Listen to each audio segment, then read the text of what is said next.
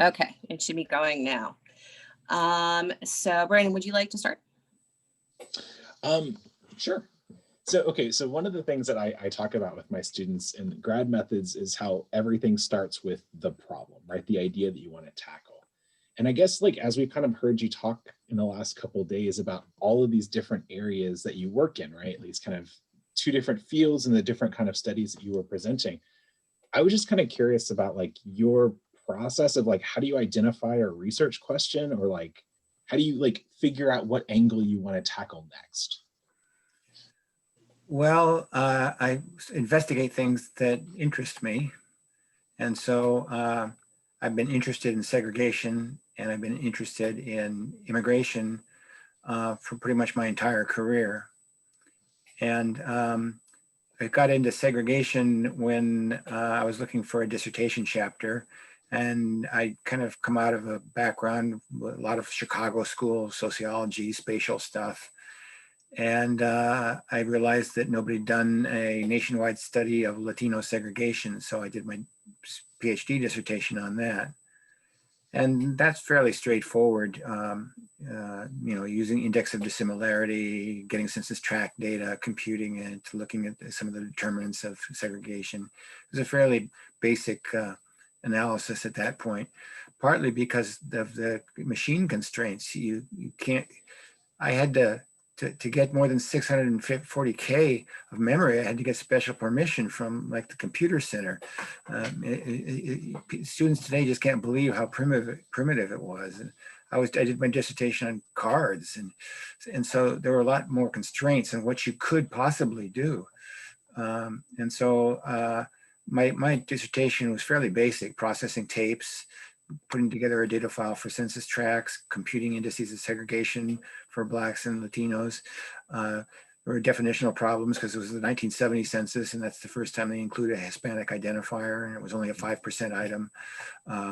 And so there are a lot of technical stuff that you wouldn't even deal with today.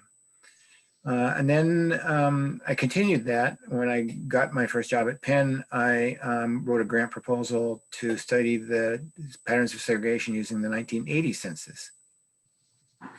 And there I still had to go with tapes, but I was no longer using card readers. And you could do online data processing, and you didn't necessarily have to go to a ready room to pick up your output.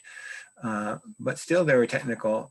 Still had to spend a lot of time jockeying census tapes with operators mounting the tapes and things like that before you could get to a workable file. And that workable file was still on tape, so it wasn't direct access. And so simple things that I can do on my desktop now required overnight jobs and things like that. And I expanded my examination to 3 groups rather than just focusing on 1 or 2.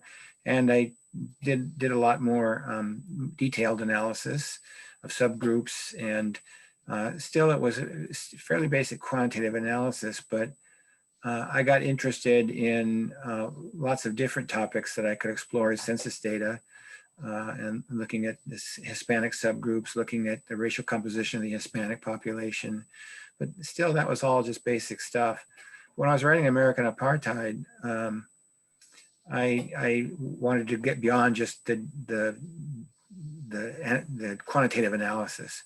So I read a lot of history to understand how the ghetto came about as a social institution in the United States. I read all these histories of the Black migration, Black settlement, Black communities that were forming in the early 20th century in cities, the birth of Black Cleveland, Black Chicago, Black Philadelphia.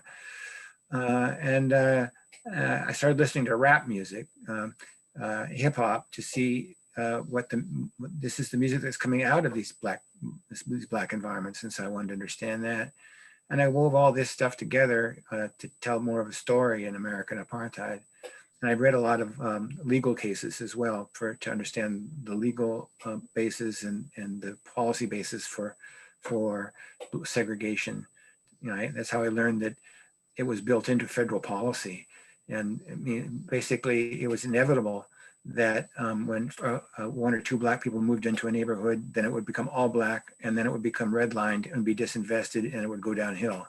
that was just baked into their experience. And there's nothing any individual can do to escape that, short of becoming fabulously wealthy and paying an excessive price to buy yourself out of the ghetto. But it was built into American society from top to bottom.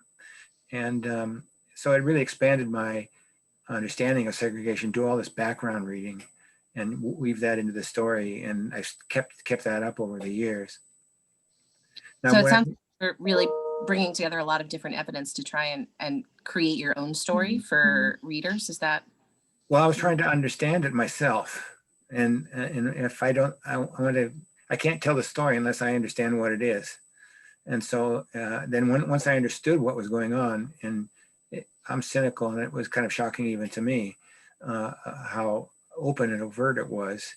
And since then, I've made it a point to really focus on social histories to try to understand what's happening and understand the legal context and how from colonial times to the present, public policy has made race in the United States. And it wasn't just individuals being discriminatory or prejudiced, it was built into the founding institutions of the country. And a lot of it's still there. That's a hard story to tell to white people because it's invisible to them. The thing about white privilege is your privilege is invisible. You assume this is just normal. It's only when you can see it. I think what has made a big difference is the fact that everybody has a moving picture camera on them at all times now, and things that were hidden from white view now become visible. So the way that George Floyd was murdered over 8 minutes deliberately by a police officer while he was begging for his life, that became very powerful. And I think we said, oh, this is going on. And then it's not just one isolated incident. It comes up every 2 weeks. There's another episode like this. So it's built into the system. And I think a lot of white people suddenly realized what systemic racism really, really meant on the ground to people who experienced it. And when I started to study immigration, it was 1978. And the topic of illegal migration was becoming a hot topic. And I realized that this was a large migration that wasn't being captured by the normal statistical systems that demographers use. And so about this time, I ran into a guy who was finishing his PhD in anthropology named Josh Reichert, who had spent a year in a Mexican town in the state of Michoacan in Mexico, where about 2/3 of the families every year sent somebody to the United States for work. And his field notes had this just detailed information on migration histories and who's a migrant and when they started. And I realized that you could combine ethnographic methods with kind of more a survey approach to build a really good database on a topic that you can't even see using normal statistics. And I had a background in Spanish, and I had a background in cultural anthropology as well.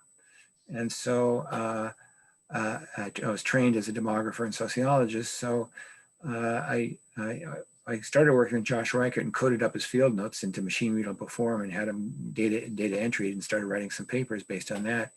And then from that, once I got my first job at Penn, I immediately wrote a proposal to take ethnographic and survey methods and combine them in the field to start collecting data on a process that was going to become very important, undocumented migration to the United States. And it got funded on the last day of the fiscal year of 1980. And suddenly I had this big grant, and Josh Reichert had gone on to something else. And I had to find a way to break into Mexico.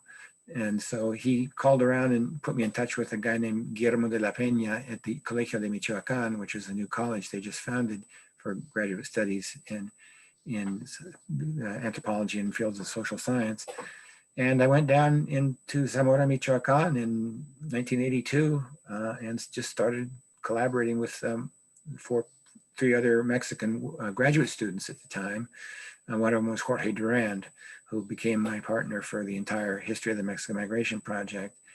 And when we first it was just a one-off study, but when we proved that we did the proof of concept that it works, that you can collect information and derive valuable data, then I wrote a proposal for a 5-year plan to collect the data over 5 years, and I submitted that, and it got funded, and it got a merit award.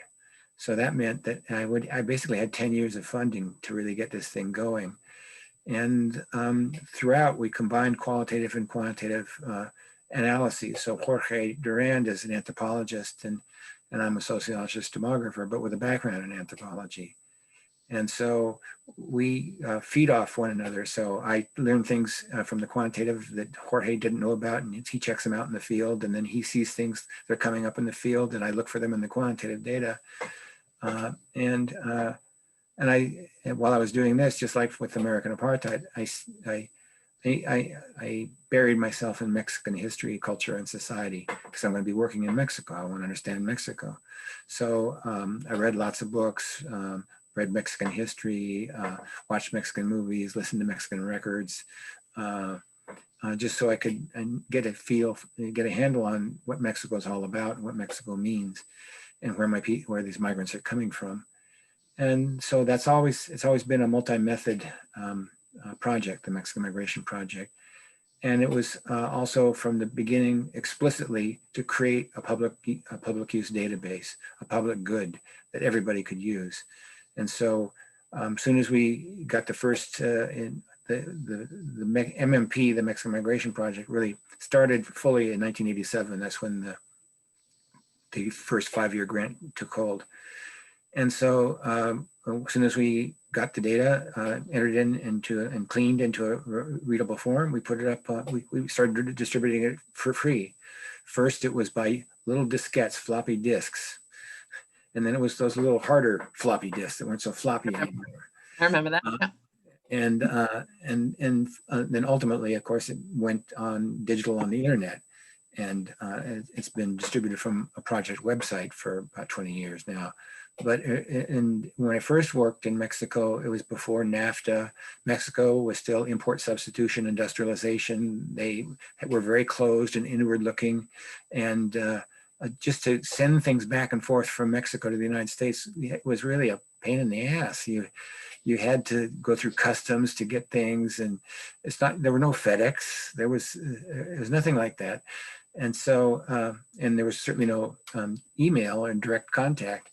So as technology evolved, so did the Mexican Migration Project to take advantage of the new technologies and make the data more freely available and in a quicker fashion, and always drawing upon whatever we could find that shed light on the process and culture and the meaning of migration to the United States.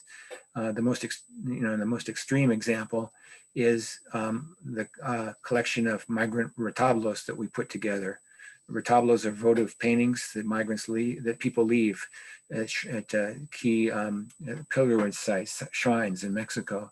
One of the most important in Western Mexico, central Western Mexico, is the Our Lady of San Juan de los Lagos. It's right in the middle of migrant sending country, right near the borders between Zacatecas, Guanajuato, and Jalisco and Michoacan, which are the biggest states for migrants sending to the United States. And Jorge and I went up one afternoon, like in 1988 or 89, just so we could see the votive art. We didn't have any research plans or anything.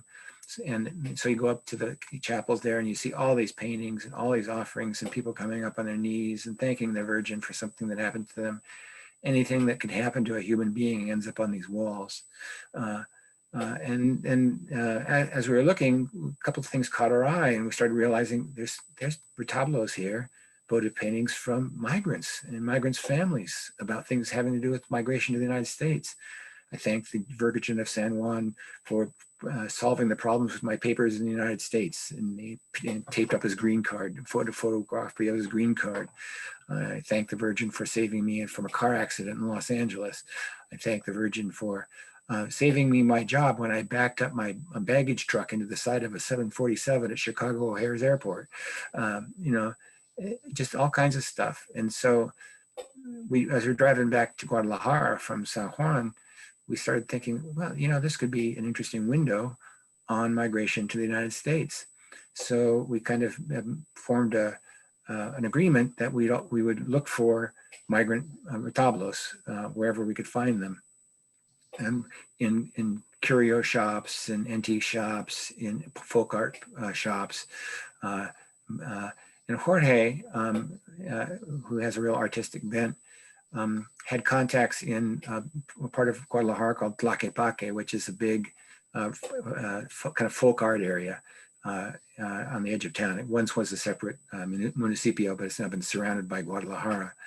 And he ran into a dealer there that had stumbled on this trove of retablos from San Juan de los Lagos. What happened was these things would come in in such number that they didn't have the storage capacity for them.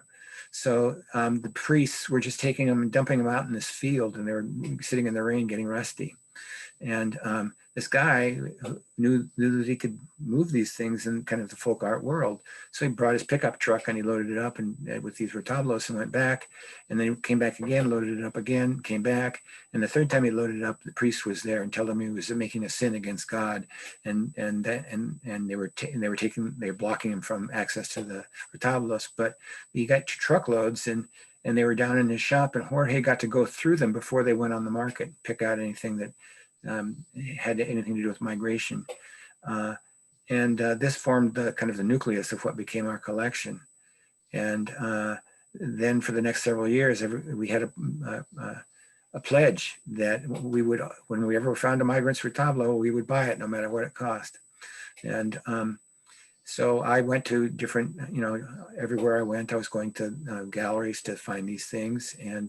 And we also made it a point to go to all these shrines that we knew about and take photos of those things on the wall. We never stole them off the walls or anything like that, but I took pictures. And eventually it produced a collection of 60 retablos, a vote of paintings having to do with migration to the United States. It produced the book Miracles on the Border, which was published by the University of Arizona. It generated this collection, which is a traveling exhibit. It's been all over the world and all over the United States and all over Mexico. The last thing, it was supposed to be shown this past spring, but the COVID put an end to that. It was supposed to go to 2 colleges,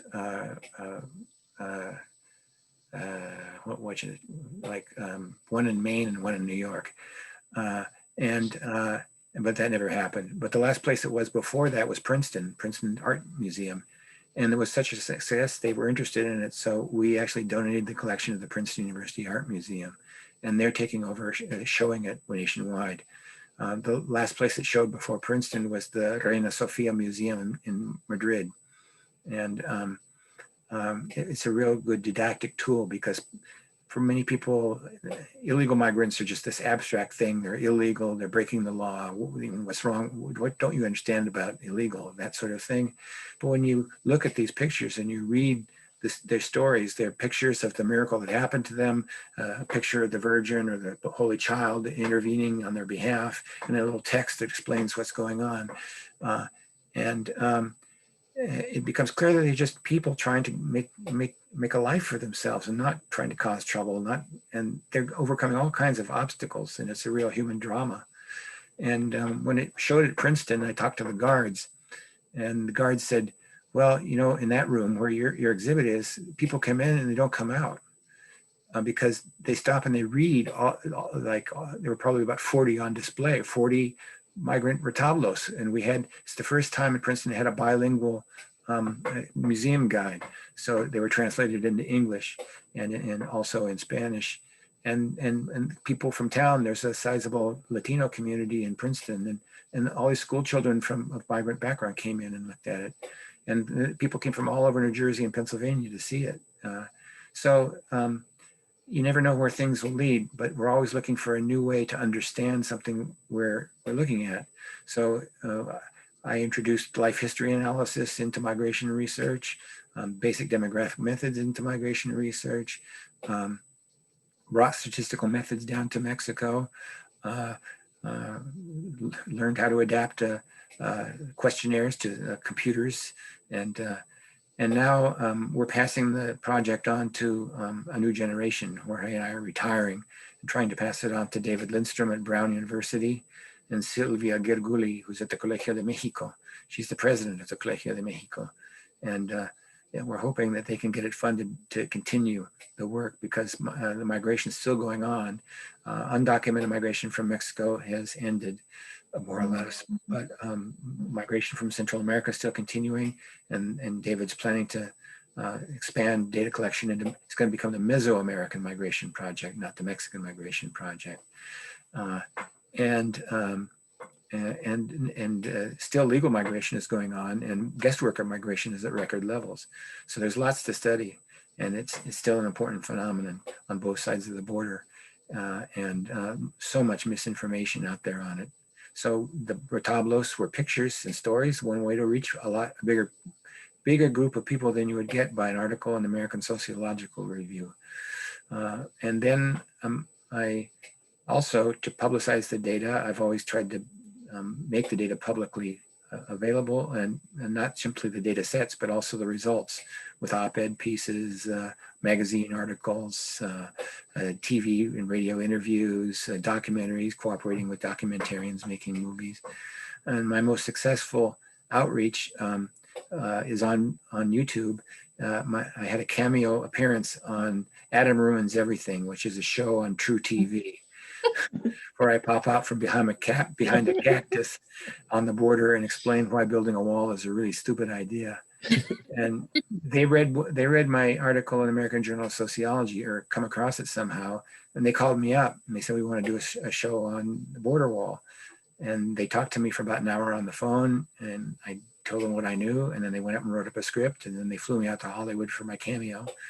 And we went out to the Antelope Valley, which is kind of a quasi-desert area outside LA, and filmed in like 110 sun, and I was in the talent trailer, which is kind of air conditioned.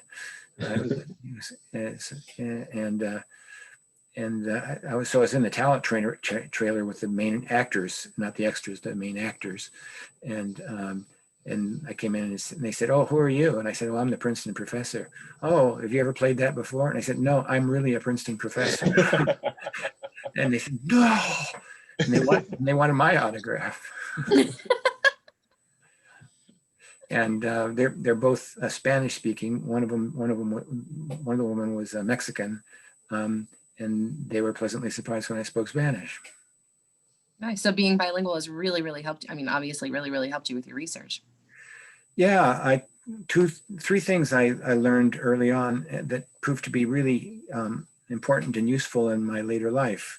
First, I learned how to type using the QWERTY method when I was in 8th grade. I took typing in summer school, and I never had to learn to hunt and peck or anything, so I learned to type, and I can type fast.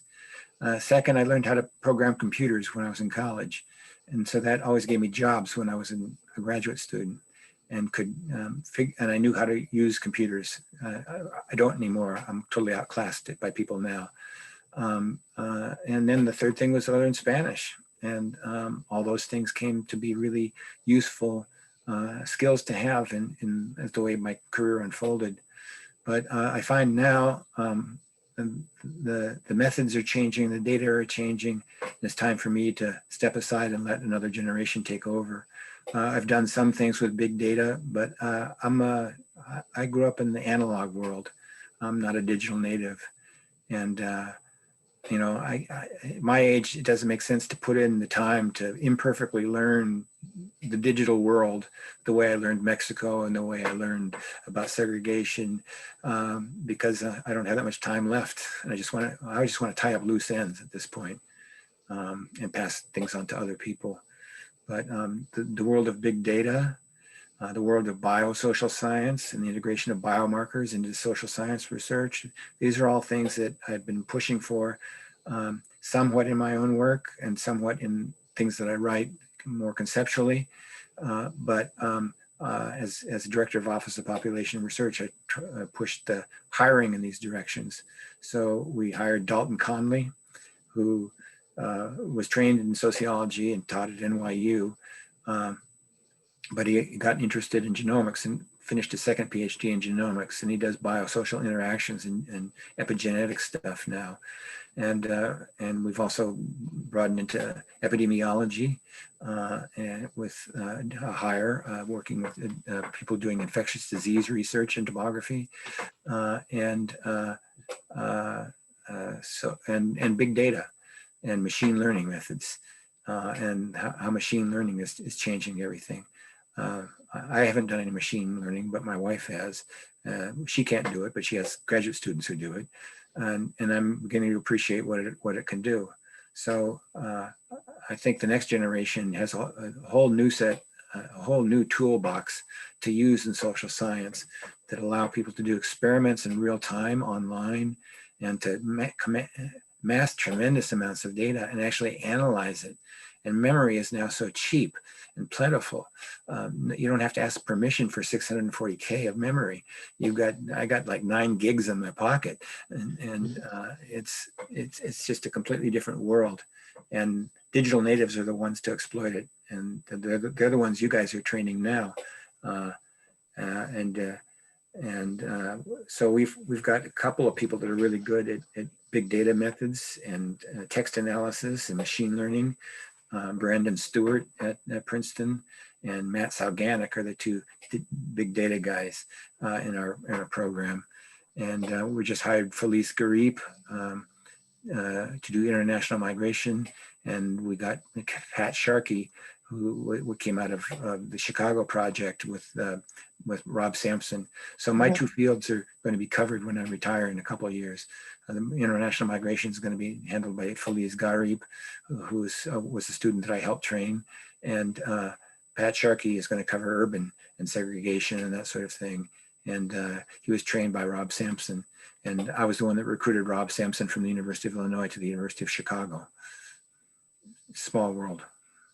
So what have you learned about, considering that a lot of our graduate students and a lot of our undergraduate thesis students are going to watch this, what have you learned with working with those upper division undergraduate and graduate students for your research?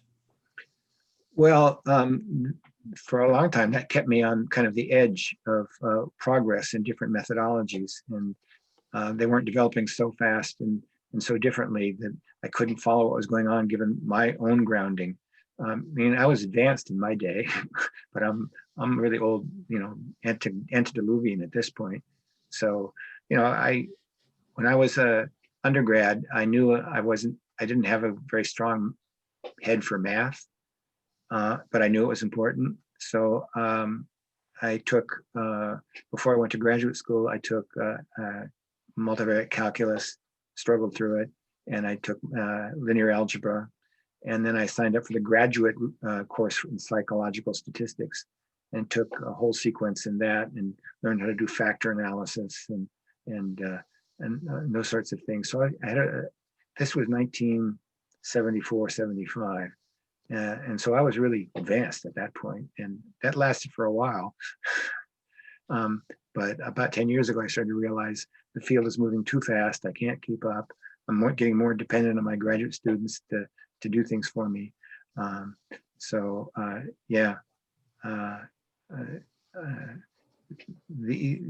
great advantage of being in a place like Princeton is you get great graduate students who come and they want to work with you, and they think up things and I think up things, and we spin off each other, and I can make use of their technical skills that I no longer have like I used to. So I don't program anymore. I use Stata, but Stata is archaic now. Everybody's using R, and I'm not going to learn R at this stage of my career. I don't have the energy anymore. And put in 2 years to learn R, and then I'm retired. And it's not a good investment in time, in human capital. So I learned a lot from my graduate students, and I had to, when I was writing the training grant for Princeton, I had to list all the people I trained, and I have chaired 60 dissertation committees, and I don't know, several dozen postdocs, including Brandon, who I worked with, and my students are now all over the place in positions of power and authority. So, and my postdocs. So Catherine Donato is in charge of migration at George Washington. Dave Lindstrom's former chair and director of the program at Brown University. Felice Garvip is coming back to Princeton. She was at Cornell and Harvard. I have people at UCLA, Michigan, Wisconsin, and yeah, 60. Couldn't believe it. First PhD, 1977 or no, it was 1985 was my first PhD that I actually saw through from the beginning, 84 or 85. So Brandon, the next question I think was yours. I don't remember which one. How to keep current on methodological innovations. Well, I think he kind of answered that one for us. Big data, machine learning, and understanding. It's very important that social scientists be around when this is going on, because you can't leave it to the mathematicians because they don't understand the social part. And I'm married to a mathematician. I absolutely promise you he doesn't understand the social part. Yeah, and the same goes for biology. When you're looking at genetics and epigenetics, the geneticists don't understand the environment. And the environment that's important for human beings is not the physical environment, it's the social environment. And so you have to understand how the structure of the social environment creates niches where people experience certain things that can affect their physiology. And it's not like random, these are systematic and selected. So it's very important that social scientists be there. And in sociology, you get a lot of pushback because genetics has a bad name for good reasons in the late 19th and early 20th century and so on. But it's really important that social scientists of a liberal spirit are engaged in the process of investigating these things. And so it's something that I've pushed for both in the field and in the institutions where I've worked, and most certainly in the Office of Population Research at Princeton. If I were doing it over again, I'd probably add biomarkers to the Mexican Migration Project. I'm imagining the IRBs on this stuff, and it must have just been insane to get approval on a lot of it.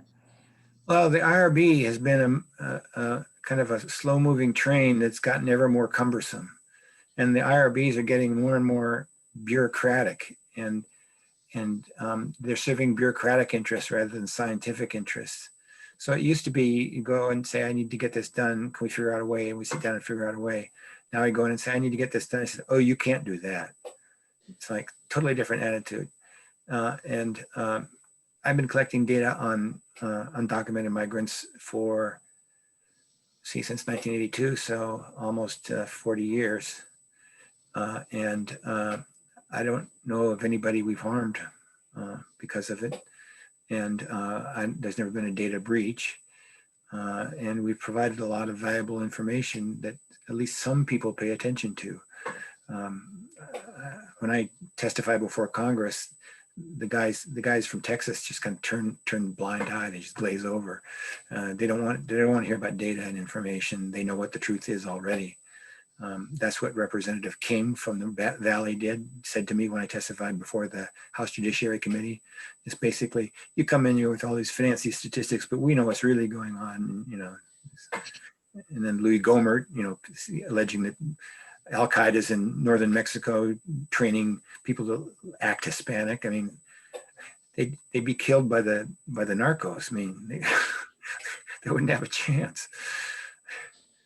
So yeah, I've always been a broader than just a simple numbers kind of demographer. So what question should I be asking you that we haven't covered already? Well, I covered a lot of stuff I've done over my career.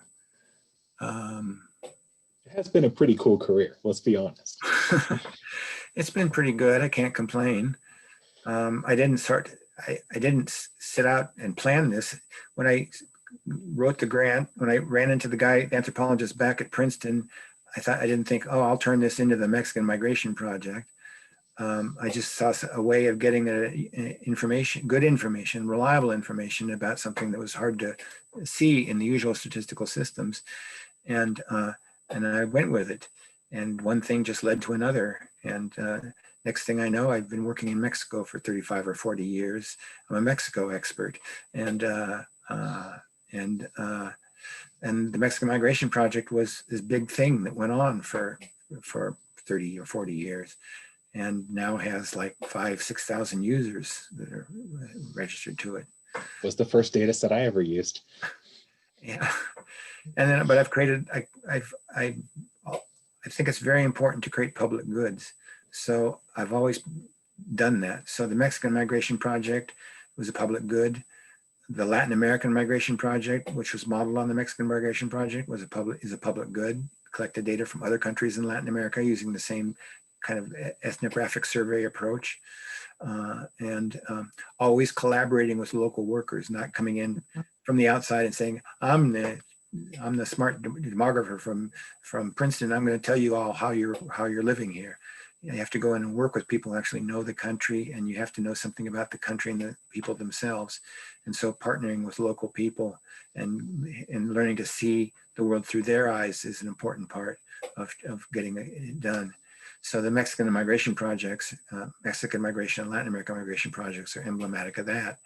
And then I was also co-PI on the New Immigrant Survey, which was the first attempt to do a longitudinal survey of legal immigrants to the United States, which proved to be this gigantic.